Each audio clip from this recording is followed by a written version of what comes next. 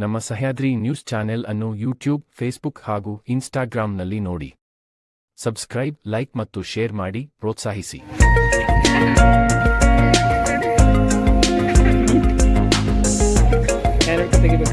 ಕೆಲಸ ಮಾಡ್ತಿರ್ತೀವಿ.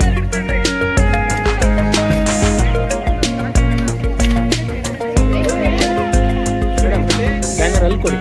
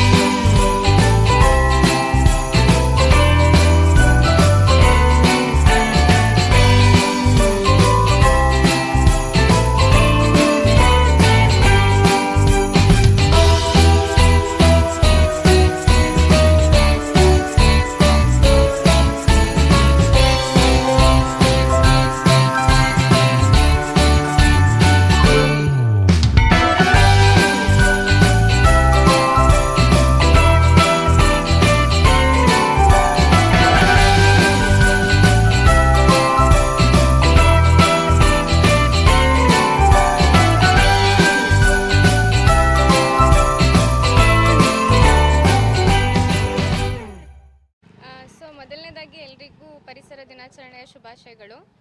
ನಾವಿವತ್ತು ಮಲೆಗೊಪ್ಪ ಅಂತ ಒಂದು ಗ್ರಾಮಕ್ಕೆ ಬಂದು ಇಲ್ಲಿ ಕಲ್ಯಾಣಿಯನ್ನು ಕ್ಲೀನ್ ಮಾಡಿದ್ದೀವಿ. ಯಾವಾಗಲೂ ಪ್ರತಿ ಸಲ ಪರಿಸರ ದಿನಾಚರಣೆ ಅಂದರೆ ಕಾಲೇಜಲ್ಲಿ ಗಿಡ ನೆಡೋದ್ರ ಮೂಲಕ ಆಚರಣೆಯನ್ನು ಮಾಡ್ತಿದ್ರು. ಈ ಸಲ ನಾವು ಇಲ್ಲಿ ಬಂದು ಕಲ್ಯಾಣಿಯನ್ನು ಕ್ಲೀನ್ ಮಾಡಿ ತುಂಬ ಎಂಜಾಯ್ ಮಾಡಿಕೊಂಡು ಮಾಡಿದ್ವಿ. ಎಲ್ಲ ಗ್ರಾಮಸ್ಥರಾಗಲಿ ಇಲ್ಲಿನ ಯುವಕರಾಗಲಿ ತುಂಬ ಹೆಲ್ಪ್ ಮಾಡಿದ್ದಾರೆ, ನಮಗೆ ಎಲ್ಲ ತುಂಬ ಚೆನ್ನಾಗಿ ಸಹಕರಿಸಿದ್ದಾರೆ. ಆಮೇಲೆ ಮತ್ತು ಅಂದರೆ ಇದು ಒಂದೇ ದಿನದ್ದು ಪ್ರೋಗ್ರಾಮ್ ಆಗಬಾರ್ದು. ಪ್ರತಿದಿನ ನಾವು ನಮ್ಮ ನೇಚರ್ನ ಕಾಪಾಡ್ಕೊಳ್ಳೋಕ್ಕೆ ಎಷ್ಟು ನಮಗೆ ಸಾಧ್ಯ ಆಗುತ್ತೆ ಅಷ್ಟು ನಮಗೆ ಕೆಲಸ ಮಾಡಬೇಕು. ಅದು ಫಸ್ಟ್ ಬೇರೆಯವ್ರಿಗೆ ಹೇಳೋಕ್ಕಿಂತ ನಮ್ಮ ಮನೆಯಿಂದ ಶುರು ಆಗಬೇಕು. ನೆಕ್ಸ್ಟ್ ಇಲ್ಲಿ ಬಂದು ಕಲ್ಯಾಣಿ ಕ್ಲೀನ್ ಮಾಡಿದಾಗ ಫಸ್ಟ್ ಸ್ಟಾರ್ಟಿಂಗ್ ನೋಡಿ ಭಯ ಆಯಿತು, ಯಪ್ಪ ಹೆಂಗೆ ಕ್ಲೀನ್ ಮಾಡೋದು ಅಂತ. ಆಮೇಲೆ ಈ ಕ್ಲೀನ್ ಮಾಡಿ ನೋಡ್ತಿದ್ರೆ ಇದೇ ಪ್ಲೇಸನ್ನು ನಾವು ಕ್ಲೀನ್ ಮಾಡಿದ್ದು ಅಂತ ಅನಿಸ್ತು. ತುಂಬ ಚೆನ್ನಾಗಿತ್ತು. ಈ ಥರ ಪ್ರೋಗ್ರಾಮ್ಸ್ ಪದೇ ಪದೇ ಆಗ್ತಾ ಇರಬೇಕು, ಎಲ್ಲ ಜನರಿಗೆ ಅವೇರ್ನೆಸ್ ಕೊಡ್ತಾ ಇರಬೇಕು ಅಂತ ಅನ್ಕೊತೀನಿ.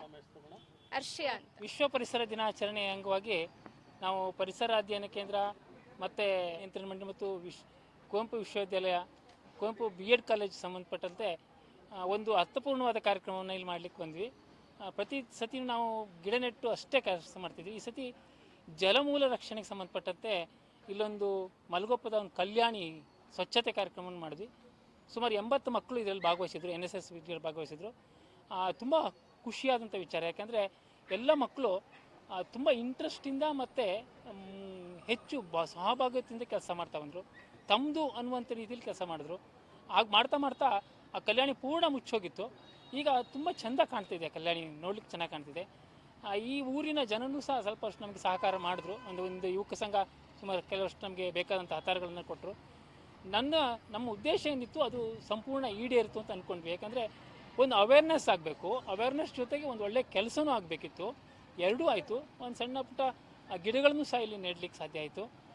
ಒಂದು ಕಲ್ಯಾಣಿ ಸ್ವಚ್ಛವಾಗಿದ್ದರೆ ಆ ಊರಿನ ನೀರಿನ ವ್ಯವಸ್ಥೆ ಹೇಗಿದೆ ಅಂತ ಕಲ್ಯಾಣಿ ಹೇಳ್ತಿತ್ತು. ಮುಂಚೆಲ್ಲ ಹಾಗೆ ಅದನ್ನೇ ಇಟ್ಕೊಂಡಿದ್ದು.